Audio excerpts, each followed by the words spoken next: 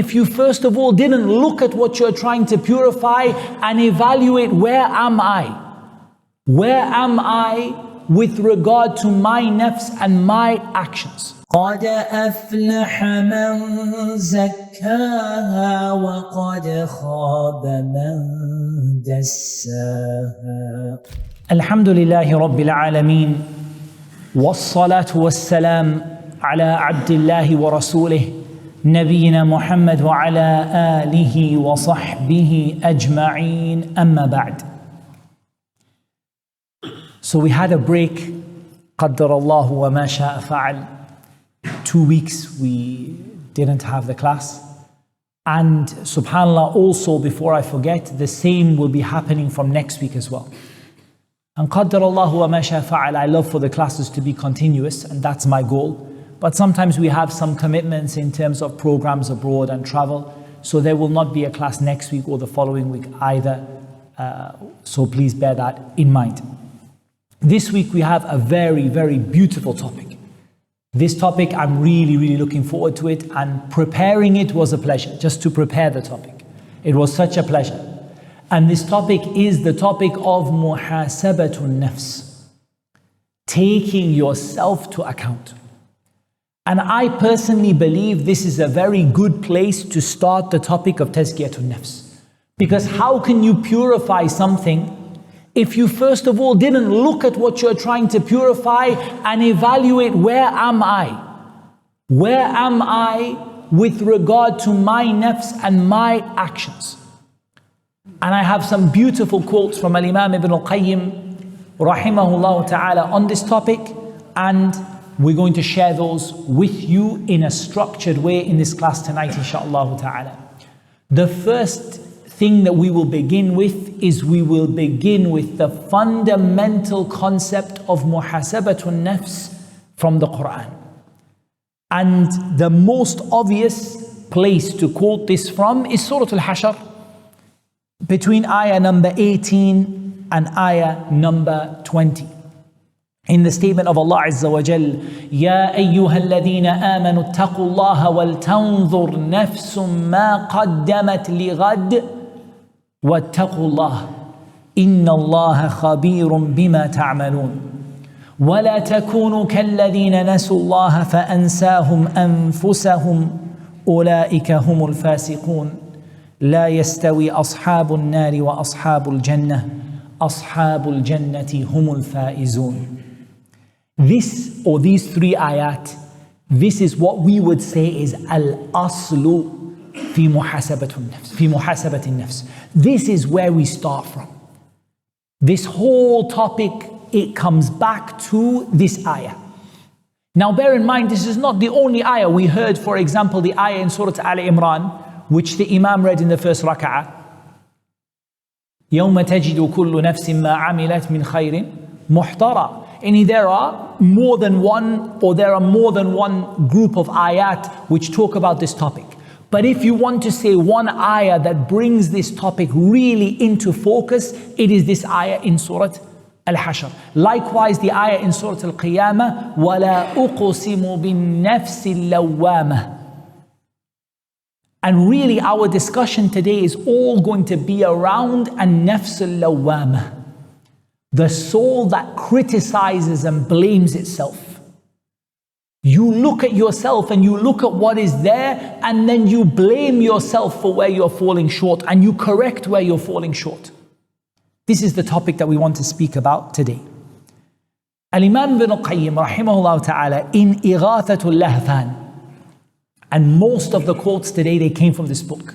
The book Ighathatul Lahfan, in the first volume, and most of it is between page 83 and around 152. A lot of discussion on this topic. Ibn al-Qayyim rahimahullah ta'ala, he said, دَلَّتِ الْآيَةِ عَلَى وُجُوبِ مُحَاسَبَةِ النَّفْسِ. This ayah tells us that it is wajib. It's not recommended. It's not from the completion of your good deeds. It is wajib upon you to take your soul to account. فَيَقُولُ تَعَالَى لِيَنْظُرَ أَحَدُكُمْ مَا قَدَّمَ لِيَوْمِ الْقِيَامَةِ مِنْ أَعْمَالٍ أَمِنَ الصَّالِحَاتِ الَّتِي تُنْجِيهِ أَوْ مِنَ السَّيِّئَاتِ الَّتِي تُوبِقُهُ.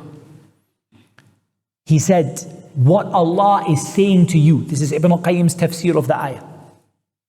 He said, what Allah is saying to you is let each individual one of you look at what you put forward for Yawm al-Qiyamah. O you who believe, have taqwa of Allah, and let every person look at what he put forward for tomorrow. What is tomorrow here in the ayah? Yawm al-Qiyamah. Let everyone look, what have I done? What will be in my account Yawm al-Qiyamah? Will it be righteous deeds which will save you, or will it be sins that will destroy you? That's what Ibn al-Qayyim, he says that the summary of the tafsir of the ayah is this. Let everyone look at your deeds which you will find presented to you Yawm al-Qiyamah. Are they the good deeds that will save you, or are they the bad deeds that will destroy you? He gave a definition in Madarij al-Salikin. This is in the first volume, page 169, where he, Ibn al-Qayyim rahimahullah ta'ala, defines what is meant by muhasabatun nafs. He says, at-tamyizu bayna ma lahu wa alayhi. It is for you to distinguish what is for you and what is against you. Or you can say, what have you done? Yani what do you need to do and what is yet to be done?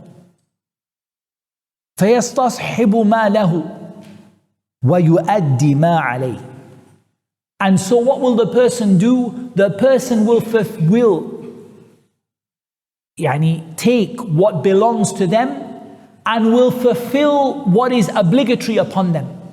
Why? Ibn al-Qayyim, he says, لِأَنَّهُ مُسَافِرٌ. Because he's a traveler. سَافَرَ مَنْ لَا يَعُودُ. And this traveler, he's never ever coming back. My dear brothers and sisters, we are travelers on a journey that you can never take one step back from it. You are traveling to the akhirah, whether you are doing righteous deeds or whether you are doing the worst of sins. فَإِنَّكَ مُسَافِرٌ. You are a traveler, سَفَرَ مَنْ لَا يَعُودُ. And you are never ever taking a step back where you came from. So look at where you're going to end up on this journey and ask yourself, is it righteous deeds or is it sins? He then quotes Ibn al-Qayyim from Al-Hasan al-Basri, rahimahullah ta'ala. The quote is in Ighathat al-Lahfan.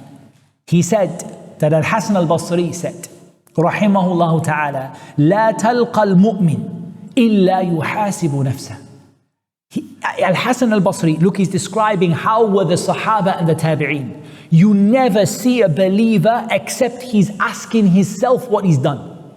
You will never see a believer except he's asking, he's questioning his soul all the time.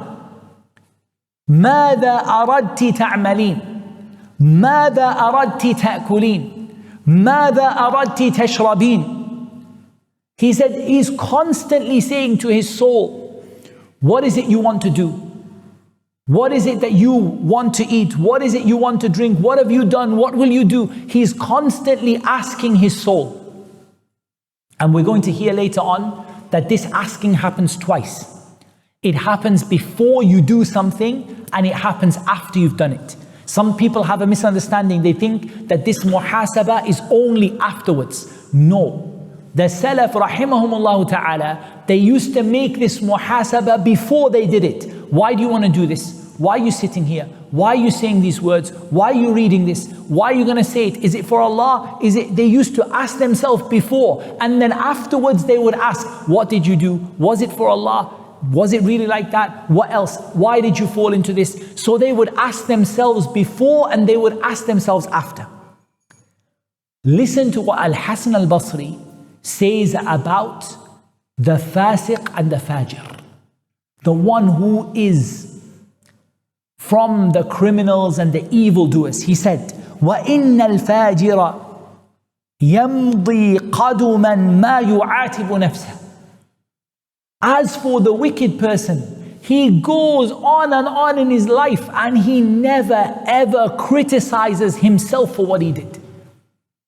He never stops, not for the deen, maybe for the dunya. He says, why I didn't take that business and why I didn't sell that product and why did I not jump out and take out of this job and take a different one. But never in his deen does he stop and ask himself, why did I do that thing that I did? There's another narration, Ibn al-Qayyim also mentions it, from Al-Hasan al-Basri. He mentions it slightly different. إِنَّ الْمُؤْمِنَ وَاللَّهِ مَا نَرَاهُ إِلَّا يَلُومُ نَفْسَهُ. He says the believer, in Hasan al-Basri, he said the believer, wallahi, we never see him except that he blames himself. مَا أَرَدْتُ بِكَلِمَتِي مَا أَرَدْتُ بِأَكَلَتِي مَا أَرَدْتُ بِحَدِيثِ نَفْسِي. The believer says, what did I want with this statement? Why did I say those words? Why did I eat that thing? Why did I say those things to myself? Allahu Akbar. They took themselves to account even in hadithun nafs. Even what you say to yourself in your heart, what you imagine to yourself in your mind. Why did I imagine that? Why did I think that? وَإِنَّ الْفَاجِرَ يَمْضِي قَدُمًا مَا يُعَاتِبُ نَفْسَهُ. But as for the wicked person, years and years and years go by, they never ask themselves or blame themselves, why did I do this or why didn't I do this? Now we've been talking about the ayah in Surah Al-Hashr. But the ayah in Surah Al-Hashr, if you remember, I read for you 3 ayat, not one. One ayah we spoke about it. يَا أَيُّهَا الَّذِينَ آمَنُوا اتَّقُوا اللَّهَ وَلْتَنْظُرْ نَفْسٌ مَا قَدَّمَتْ لِغَدٍ وَاتَّقُوا اللَّهَ إِنَّ اللَّهَ خَبِيرٌ بِمَا تَعْمَلُونَ. As for the statement, إِنَّ اللَّهَ خَبِيرٌ بِمَا تَعْمَلُونَ, if you don't ask yourself about what you have done, for wallahi, Allah is going to ask you. Whether you ask yourself or you don't, whether you take yourself to account or you don't, Allah is going to take you to account and Allah is going to ask you. So better you ask yourself before Allah will ask you, because Allah knows the reality of what you do. As for the second ayah, don't think it's disconnected. Sometimes you ever find this, if you're thinking about an ayah and there's a topic you're studying and there's an ayah the scholars bring. This ayah doesn't exist on its own. Right? It's part of a series of ayat. Look at the ayah afterwards. Maybe you will find it still connected to the topic. وَلَا تَكُونُوا كَالَّذِينَ نَسُوا اللَّهَ فَأَنْسَاهُمْ أَنفُسَهُمْ أُولَٰئِكَ هُمُ الْفَاسِقُونَ. Listen to what Ibn al-Qayyim says in the tafsir of this ayah. Don't be like those people who forgot Allah, so He made them forget themselves. Don't be like the people who forgot Allah, so He made them forget themselves. He said, فَهَؤُلَاءِ نَسَوْا أَنفُسَهُمْ فَهَؤُلَاءِ نَسُوا أَنفُسَهُمْ. These people, they forgot themselves. لَا مِنْ جَمِيعِ الْوُجُوهِ. Don't think they forgot themselves completely. Maybe you listen to this, they forgot themselves. You think these people were zuhad. They were zahid, living outside of the world, just they forgot themselves, they forgot to eat, they forgot to drink, they forgot to marry. No.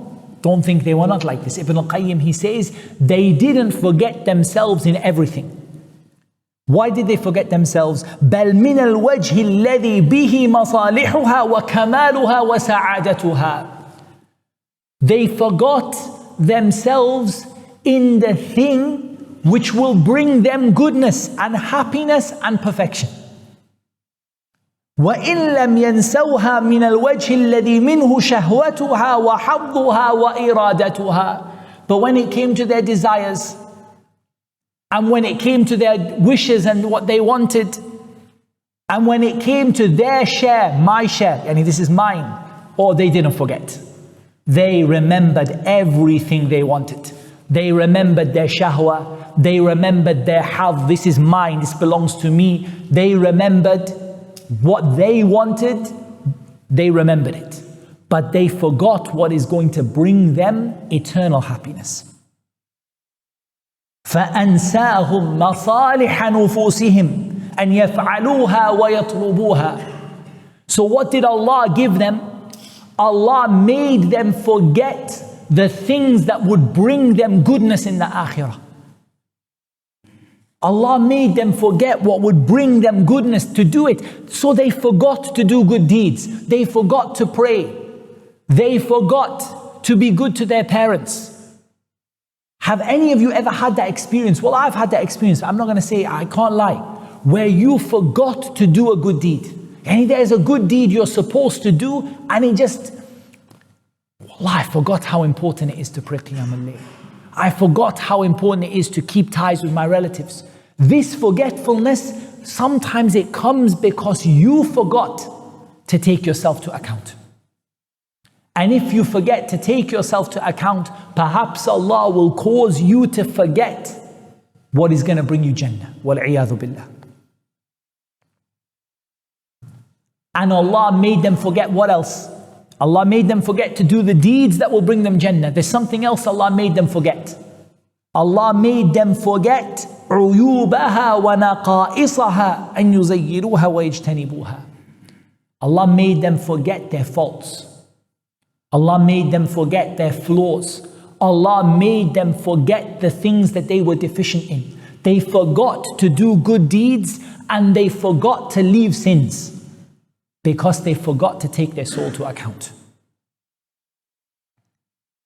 And Ibn al-Qayyim, he expands upon this in Ighathatul Lahfan. He says, وَتَرْكَ الْمُحَاسَبَةِ وَالْإِسْتِرْسَالُ وَتَسْهِيلُ الْأُمُورِ وتمشيتها فإن هذا يقول به إلى الهلاك وهذه حال أهل الغرور يمغض عينيه عن العواقب ويمشي الحال ويتكل على العفو.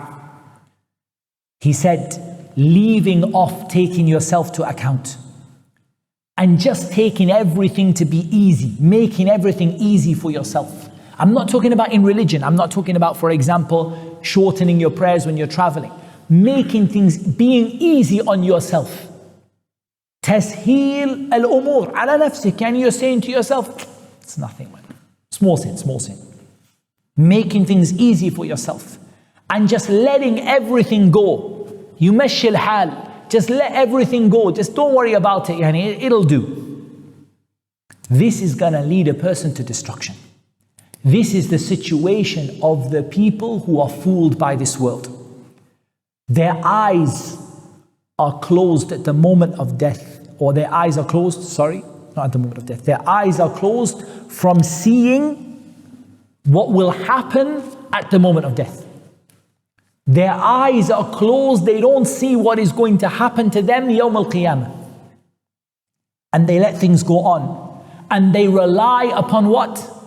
يَتَّكِلُ عَلَى الْعَفُوِ. He relies upon Allah's forgiveness. And says, Allah Kareem, Allah is going to forgive me. Allah is going to have mercy on me. Allah Kareem, don't worry about it. He lets things go. So what happens? فَيُهْمِلُ مَحَاسَبَةَ نَفْسِهِ وَالنَّظَرَ فِي الْعَاقِبَةِ. He doesn't take himself to account. He never looks at what's going to happen to him يوم القيامة. وَإِذَا فَعَلَ ذَلِكَ سَهُلَ عَلَيْهِ مَوَاقِعَةُ الذُّنُوبِ وَأَنِسَ بِهَا وَعُسِرَ وعسر عليه فطامها ولو حضره رشده لعلم أن الحمية أسهل من الفطام وترك المألوف والمعتاد. Ibn al-Qayyim, he says, this person, when they become reliant upon Allah's mercy, Allah is going to forgive me, Allah Kareem. They never take themselves to account. They never look at what the end result of their actions is going to be. And so what? It's easy for them to sin. Sinning becomes easy for them. And they start to enjoy sinning. and they start to find it hard to leave their sins.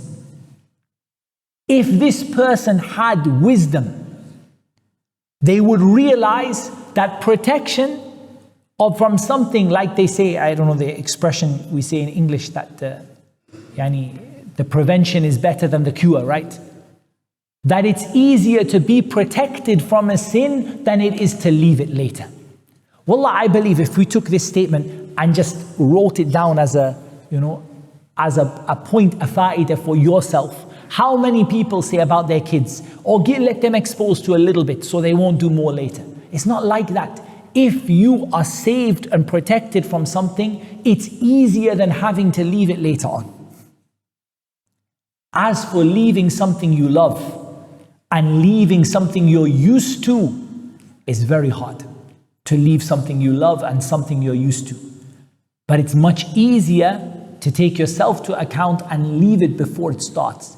Protect yourself from it before it starts. Ibn al-Qayyim mentions the famous athar of Umar. He mentions it in Madarij al-Salikin. This statement of Umar, fihi ضعف, it has like some weakness in it, but it's a well accepted statement, and it's a statement the scholars accepted. In terms of its connection in the chain to Umar, there is some inqita' between the narrator and Umar. There's a break in the chain. However, it is a well accepted statement which is commonly attributed to Umar radiyallahu anhu. حاسبوا أنفسكم قبل أن تحاسبوا وزنوا أنفسكم قبل أن توزنوا فإنه أهون عليكم في الحساب غدا أن تحاسبوا أنفسكم اليوم. He said, take yourself to account before you are taken to account, and weigh yourselves before you are weighed. In some of the narrations, وَزِنُوا أَعْمَالَكُمْ, weigh your deeds before they are weighed. For this will be easier for you when you are taken to account tomorrow, for you to take yourself to account today. وَتَزَيَّنُوا لِلْعَرْضِ الْأَكْبَرِ يَوْمَئِذٍ تُعْرَضُونَ لَا تَخْفَى مِنْكُمْ خَافِيَةٌ. Prepare yourself for the great presentation of the deeds. On that day, your deeds will be presented, and not a single thing will be hidden. And there is no doubt of the truth of this statement, whether it is from the statement of Umar or not. It is easier for yourself to take yourself to account today than it is for you to stand before Allah and answer for what you have done. If you have a habit of taking yourself to account, then your ard, the presentation of your deeds, will be easy for you bi'idhnillahi ta'ala. But if you are not in the habit of taking yourself to account, how will it be when you receive a book? لا يغادر صغيرة ولا كبيرة إلا أحصاها. Every single tiny little thing you have ever done and everything big that you have done, you find it there. And you never once asked yourself about what you did. How will that be? How will you carry that on that day? يَوْمَئِذٍ تُعْرَضُونَ. On that day, you will be presented before Allah and your deeds will be presented to you. And not a single thing will be hidden from you. It's also narrated from Umar that he wrote to one of the people who worked for him, حاسب نفسك في الرخاء قبل حساب الشدة. He said, take yourself to account while things are easy for you, before the account which is hard for you comes. فإن من حاسب نفسه في الرخاء قبل حساب الشدة عاد أمره إلى الرضا والغبطة. Whoever takes themselves to account while things are easy for them, before the hard accounting takes place, their situation, the end outcome of theirs will be one of pleasure and happiness. وَمَنْ أَلْهَتْهُ حَيَاتُهُ وَشَغَلَتْهُ أَهْوَاؤُهُ عَادَ أَمْرُهُ إِلَى النَّدَامَةِ وَالْخَسَارَةِ. And whoever becomes busy with their life and is preoccupied with their desires, their end result will be sorrow and loss. It's narrated from Umar radiyallahu ta'ala anhu. And Al-Hasan al-Basri rahimahullah ta'ala, he said, إن المؤمن والله ما تراه إلا يلوم نفسه على كل حالاته. You will not see a believer, wallahi, except that he blames himself for everything that he does. يستخسرها في كل ما يفعل. Everything that he does, he sees that it is muqassar. And everything I've done is not good enough. Everything I've done is not good enough. فيندم ويلوم نفسه. He regrets and he blames himself. وإن الفاجر ليمضي قدما لا يعاتب نفسه. وإن الفاجر ليمضي قدما لا يعاتب نفسه. As for the wicked person, he goes by his time and he never blames himself. Ibn al-Qayyim, he says about this rahimahullah ta'ala, he said, وَمَنْ تَأَمَّلَ أَحْوَالَ الصَّحَابَةِ رضي الله عنهم وجدهم في غاية العمل مع غاية الخوف. ونحن جمعنا بين التقصير بل بين التفريط والأمن. He said, whoever looks at how the Sahaba used to be, is going to find the Sahaba used to work and do deeds that we cannot imagine. So many good deeds. And they were so scared that they would not be accepted. As for us, we join between two things. First of all, we don't do the good deeds. We don't even do the wajibat, let alone the extra good deeds. And we believe we'll be safe. How strange is that? Wa'ajaba. How strange is it that the Sahaba joined between hard work and being scared of it not being accepted. And we joined between laziness and believing that our deeds will be accepted. We don't do enough, and yet we believe that we are in al-firdaus al-a'la min al-jannah. We believe that we are in the highest place of Jannah. The Sahaba used to work in the way we cannot describe, and they used to be scared that nothing would be accepted from them. وَالَّذِينَ يُؤْتُونَ مَا آتَوا وَقُلُوبُهُمْ وَجِلَةٌ أَنَّهُمْ إِلَىٰ رَبِّهِمْ رَاجِعُونَ. Those people who give what they gave and their hearts are trembling, perhaps Allah will not accept the good that they have done.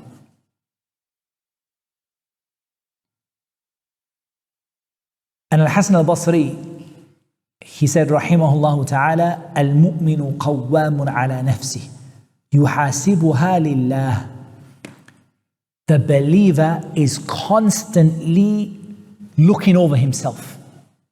You know, we always talk about how Allah is watching you, right? وَأَن تَعْبُدَ اللَّهَ كَأَنَّكَ تَرَاهُ فَإِن لَمْ تَكُنْ تَرَاهُ فَإِنَّهُ يَرَاكَ. You worship Allah as though you can see Him, and even though you can't see Him, you know that He sees you. But you can't achieve this level of ihsan and this level of righteousness unless you do one thing.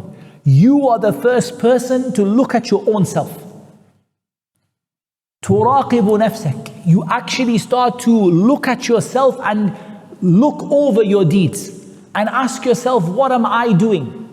Then you will feel the sense that Allah is watching you.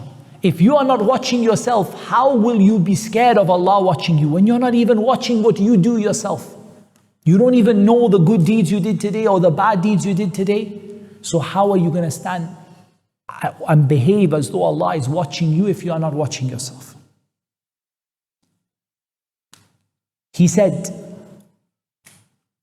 وَإِنَّمَا خَفَّ الْحِسَابُ عَلَى قَوْمٍ حَاسَبُوا أَنفُسَهُمْ فِي الدُّنْيَا وَإِنَّمَا شَقَّ الْحِسَابُ يَوْمَ الْقِيَامَةِ عَلَى قَوْمٍ أَخَذُوا هَذَا الْأَمْرِ مِنْ غَيْرِ مُحَاسَبَةٍ.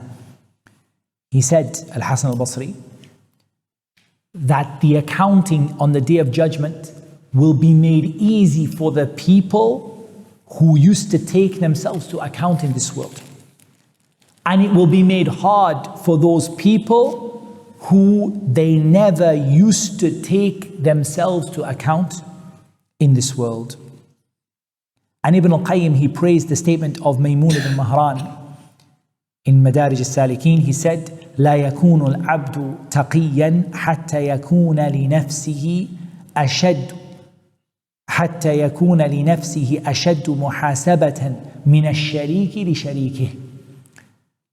He said, a person will not be a person of taqwa until they're more strict on themselves than you would be with your business partner and the person you're sharing your business with.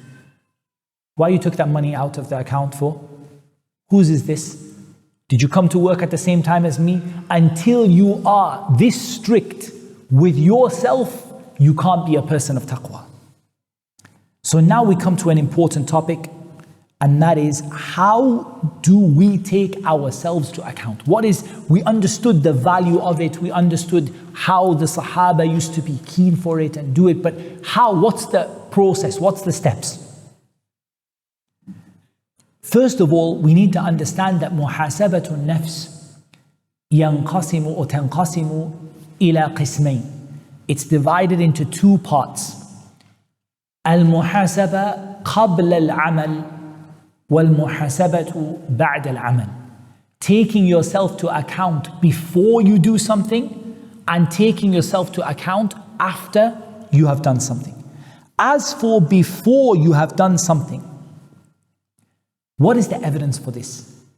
The same ayah, Ibn Kathir in his tafsir, if you look at the tafsir of Ibn Kathir about the ayah in Surah Al-Hashr, the Prophet ﷺ quoted this ayah in a hadith. Which hadith did he quote it in? He quoted it in the hadith of the story of the sadaqah when he said, Man sanna fil islami sunnatan hasana. The hadith about whoever sets a good example in Islam. Did he say it before the person gave sadaqah or after? Before. And the Prophet ﷺ stood up and said to the Sahaba when he wanted them to give sadaqah, Ya ayyuha alladhina amanu taqullaha wal tanzur nafsum ma qaddamat lighad. Let you look at what you've put forward for tomorrow. Then ثُمَّ حَثَّهُمْ عَلَى الصَّدَقَةِ. Then he encouraged them to give sadaqah. So he told them before they did it. He quoted this ayah before they gave the sadaqah. So this is a proof that the muhasabah takes place twice. It takes place before you do it and after. He didn't wait for them to give sadaqah and then say, Ya ayyuha alladhina amanu taqullaha wal tanzur nafsum ma qaddamat lighad. He said it to them to encourage them. And if you're going to look at what you've put forward, now do more good deeds. Then when they have done it afterwards, then there is this muhasabah again. And Al-Hasan al-Basri mentions this. He said, كَانَ أَحَدُهُمْ, the Sahaba, إِذَا أَرَادَ أَنْ يَتَصَدَّقَ بِصَدَقَةٍ. If one of the Sahaba wanted to give sadaqah, نَظَرَ وَتَثَبَّتْ. He would look at himself, he would ask himself, is this really for Allah? فَإِنْ كَانَتْ لِلَّهِ أَمْضَاهَا. If it was really for Allah, he would give it. So the Sahaba used to make this muhasabah before they gave it. In other words, I'm going to say, for example, I'm going to read an ayah or a hadith. Before I read the ayah, I ask myself, is this for Allah? If it's for Allah, Bismillah, we read it. If it's not for Allah, I'm saying it to make some reaction or because it's going to be popular on Instagram or leave it. This is the muhasabah that is qabla al-amal, before you do it. As for the muhasabah which is after you have done it, Ibn al-Qayyim, he describes it in detail in Ighathat al-Lahfan in page number 83. He said, أن يحاسب نفسه أولا على الفرائض فإن تذكر فيها نقصا تداركه إما بقضاء أو إصلاح. It's really nice what he said. Pay attention to this. He said the first thing you start with is the fara'id, the obligatory deeds. You start to ask yourself about all the things which were obligatory for you to do today, earlier today. If you find any flaw in it, deficiency in it, you make up for it. How do you make up for it? Qada or islah. Either you do it again, qada, you know what people call qaza, and you make up, you do it again, you pray it again, you make up for it again, you do it again. Or islah, or you fix it. You fix it how? Yani for example, if you were doing something, in the middle of doing something and you realized it wasn't for Allah, you correct your intention to make it for Allah, for example. Then he said, ثُمَّ يُحَاسِبُهَا عَلَى الْمَنَاهِي. Then you take yourself to account for what Allah told you not to do, yani what's haram. فإن عرف أنه ارتكب منها شيئا تداركه بالتوبة والاستغفار والحسنات الماحية. So the first thing you ask yourself is about what? The fard. You found a mistake, you made up for it, you fixed it. The second thing that you looked at yourself is what is haram. If you found yourself that you did something haram, what do? You fix it. How do you fix it? التوبة والاستغفار والحسنات الماحية. The first thing you do is at-tawbah. You turn to Allah in tawbah. And you make istighfar. You ask Allah's forgiveness. And you do the good deeds that wipe out the bad deeds. The hadith, Prophet ﷺ, اتق الله حيثما كنت وأتبع السيئة الحسنة تمحها. Follow up the bad deed with a good deed, it will wipe it out. ثم يحاسب نفسه على الغفلة. Then you ask yourself about what you forgot. Yani what were you unaware of? When was it that I was supposed to, I didn't remember Allah, or I was just distracted? You ask yourself about those times when you're distracted. فإن كان قد غفل عما خلق له تداركه بالذكر والإقبال على الله تعالى. So if you found that there were times in the day you were not remembering Allah, how do you fix it? You remember Allah and you turn to Him. You remember Allah to make up for the time in the day where you didn't remember Allah.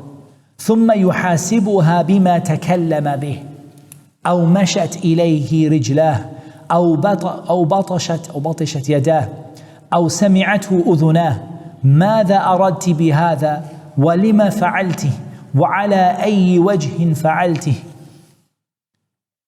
Then you take yourself to account for everything you said and where you went with your feet and what your hands touched and what your ears heard.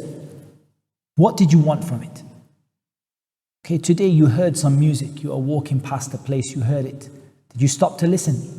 Or did you, وَإِذَا مَرُّوا بِاللَّغْوِ مَرُّوا كِرَامًا, did you just walk past it quickly that you didn't give it attention? Why did you do it? What was the reason you did it for? Why did you go to that place that you visited today? Why did you go to it? Was there a reason for it? Was it beneficial for you? وَيَعْلَمُ أَنَّهُ لَا بُدَّ أَن يُنشَرْ لِكُلِّ حَرَكَةٍ وَكَلِمَةٍ مِّنْهُ دِيوَانًا دِيوَانُ لِمَا فَعَلْتَ وَكَيْفَ فَعَلْتَ.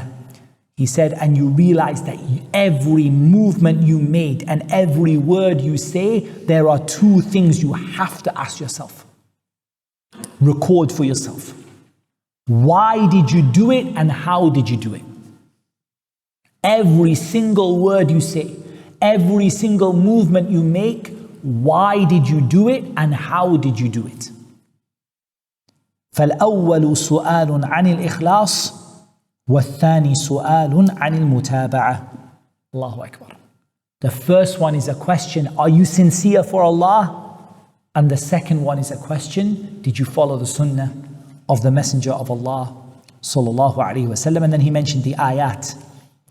And among the ayat Ibn al-Qayyim mentions is لِيَسْأَلَ الصَّادِقِينَ عَنْ صِدْقِهِمْ, Surah Al-Ahzab, ayah number 8. That we will ask the truthful people about their truthfulness. Ibn al-Qayyim, he said, فَإِذَا سُئِلَ الصَّادِقُونَ وَحُسِبُوا عَلَى صِدْقِهِمْ فَمَا الظَّنُّ بِالْكَاذِبِينَ. If truthful people are going to be asked about why they were truthful, what do you think about the people who are not truthful? Are they not also going to be asked?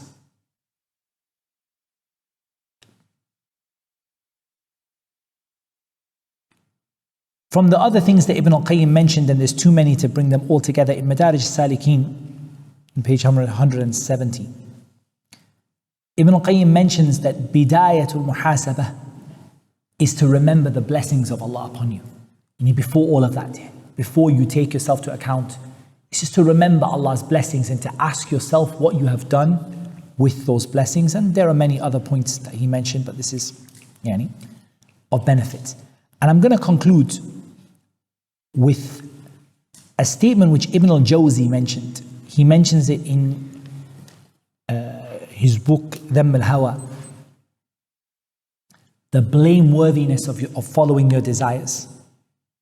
And that is that you have to take yourself to account for the permissible things as well. This is something Ibn al-Qayyim didn't mention, but this is something Ibn al-Jawzi added to it. You have to ask yourself about the permissible things that you did. Did I really need to do it? Did it really bring me nearer to Allah? Did it bring me close to Allah subhanahu wa ta'ala? Or did it make a gap between me and Allah? Did it break my relationship with Allah subhanahu wa ta'ala?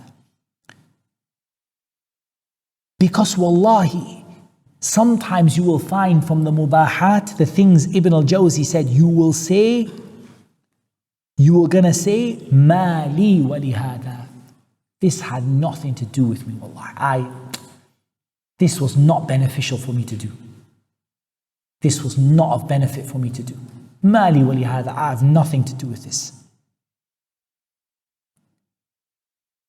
And you might even say, wallahi la a'udu li hada abadan inshallah. I'm never ever going to go back to this. And this is from what? Al-mubahat. The permissible things that you realized they took you away from Allah subhanahu wa ta'ala. We finish with just a few benefits. I'm going to mention maybe 5 or 6 of the benefits of taking yourself to account. Number 1, you know your own flaws. You get to know your own mistakes. Number 2, you realize Allah's blessings and grace upon you. Number 3, you rush to make tawbah. Number 4, you develop a certain self-loathing, if that's the right word. They call it maqtun nafs. And you don't see yourself to be so high. You don't see yourself to be so pious. Somebody says about you, oh, look at that, masha'Allah, taqi. And you are like, look, you don't know me. والله لو علموا قبيح سريرتي لأبى السلام علي من يلقاني ولا أعرضوا عني وملوا صحبتي ولا بؤت بعد كرامة بهواني. Like the poet, he said that if they knew that the filth that was in my soul, nobody would give salam to me. And they would have turned away from being my companion. They would have got bored of being around me. They would have run away from me and got bored of my companionship. And instead of Allah honoring me, I would have been disgraced. لكن سترت معايبي ومثالبي وحلمت عن سقطي وعن طغياني. But oh Allah, you concealed my flaws and my mistakes. And you forgave my shortcomings and my transgressions. فلك المحامد والمدائح كلها بجوارحي وخواطري, or he said بخواطري وجوارحي ولساني. For all praise is to Allah with my mind and my limbs and my tongue. Because Allah concealed that if somebody knew the reality of what you and me are, they wouldn't even give us salam. But Allah Azza wa Jal conceals. And from the benefits is that it makes you want to purify your soul. It makes you want to do tazkiyatun nafs, to purify your soul and to do good deeds and to keep away from sins. And I'll finish with a quote from Ibn al-Qayyim in Ighathatul Lahfan that he quotes from Malik ibn Dinar. He said, رحم الله عبدا قال لنفسه ألست صاحبة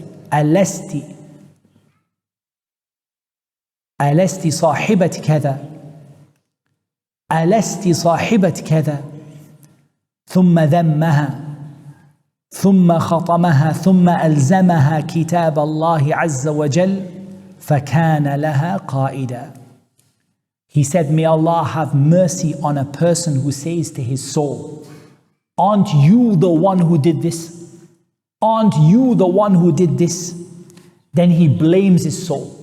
Then he brings it under his control. Then he forces it to follow the book of Allah, and so the book of Allah will become its guide. And that, as I said, Ibn Qayyim, he mentions it in Ighathatul Lahfan from Malik ibn Dinar, and he mentions it on page number 79.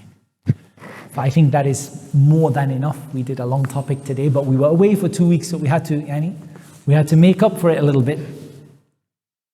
But I think this is the beginning of our journey on understanding Tazkiyatun Nafs.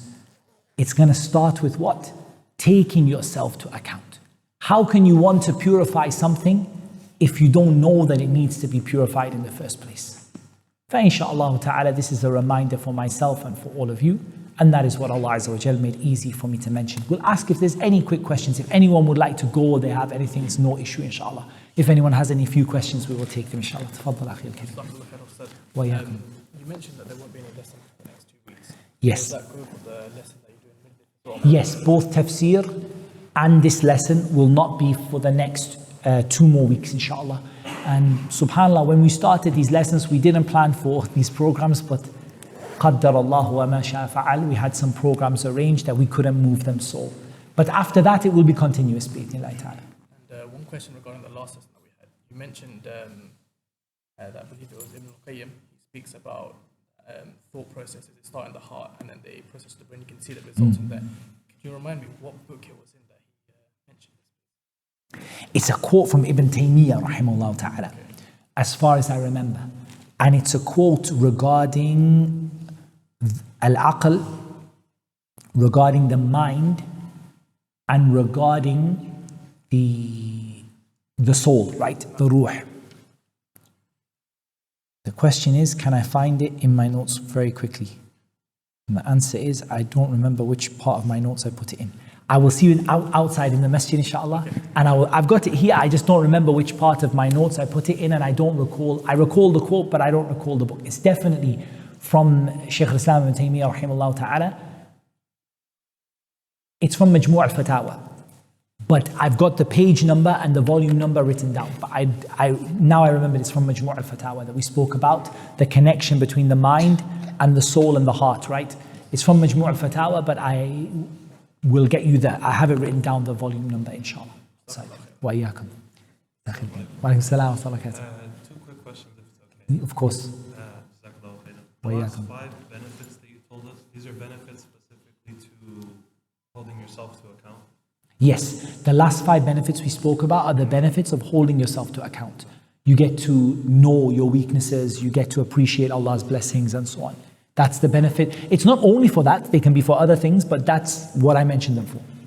And then, can you give an example of something that would be something that would not bring you close? Like, sure, I can give an example of something mubah that might not bring you close to Allah Azza wa Jal. Let's give 3 examples. One, let's give the example of what you eat, your food and drink. So food and drink which is mubah, but a person finds that their diet is making them lazy, for example, from going to the salah, or it's not helping them, or they find themselves to struggle to get up or they don't have a lot of energy in the day. So they change the mubah diet. They're not filling their stomach, they're not eating haram, but they change it to something which is better for their ibadah. That's one example. Another example, for example, playing sports. Many times, maybe some of the young brothers, they enjoy to play a lot of sports, but they see that this, which is mubah, they see this thing which they are doing maybe is taking them away from other things that are more beneficial. For example, they enjoy it, but they're doing it a bit too much, and maybe it's taking them away from extra hifth or things that they could be doing, so they leave some of those. Some of those things. And likewise, we could talk about even sleep, or even going to the shops and what you spend your money on. For example, a person spent their money on halal, but they saw after a while that, oh, if I had not spent so much money on that, but actually spent a bit more, for example, eating out or ordering food in or something, but instead I had given that money for sadaqah, or I had put that money towards buying books, or then that would have been better. So these are some examples of the mubahat, which a person is permissible, but a person might want to leave them or change them because they see that it's breaking their relationship with Allah subhanahu wa ta'ala in the long run. وإياكم. Yes, Habib. We mentioned this last week, not last week, but last lesson, that in this meaning there's no difference. Purifying the heart and the soul both mean the same thing in our sitting here. Actually, in a longer discussion, yes, there could be a difference between the heart and the soul, but when the people talk about purifying the heart, what they mean is purifying the soul. They don't mean taking your heart out like it happened to the Prophet ﷺ and washing it in Zamzam water. They mean purifying the soul that is within the body and within the heart. So they mean the same thing. In this class, they mean the same thing.